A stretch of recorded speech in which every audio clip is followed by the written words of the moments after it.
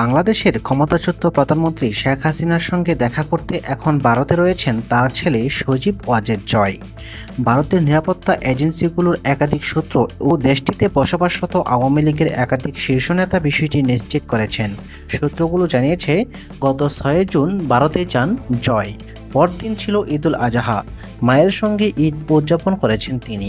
জুলাই গণঅভ্যুত্থানে আওয়ামী লীগের দীর্ঘ শাসনের পতনের পর এই প্রথম শেখ হাসিনার সঙ্গে তার ছেলের দেখা হলো। জয় যুক্তরাষ্ট্রে থাকেন, তার বাংলাদেশি পাসপোর্ট ছিল। বাংলাদেশের অন্তর্বর্তী সরকার ওই পাসপোর্ট বাতিল করে।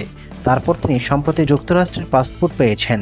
পাসপোর্ট হাতে পাওয়ার কয়েকদিন আগেই তিনি যুক্তরাষ্ট্রের গ্রিন কার্ড পান। এরপর থেকেই জয়ের ভারত ভ্রমণ নিয়ে আলোচনা চলছিল। ভারতীয় নিরাপত্তা এজেন্সির সূত্রগুলো জানিয়েছে, প্রাথমিকভাবে মাস কয়েক পরে জয়ের ভারতে আসার কথা ছিল। সেই সফর এগিয়ে 6 জুন দিল্লিতে যান তিনি। বিমানবন্দর থেকে যথাযথ নিরাপত্তা দিয়েই তাকে পৌঁছে দেওয়া হয় শেখ হাসিনার যে গোপন ঠিকানায় আছেন সেখানে। ওই ঠিকানায় শেখ হাসিনার বোন শেখ রেহানাও রয়েছেন বলে নিশ্চিত করেছে আওয়ামী লীগের সূত্র।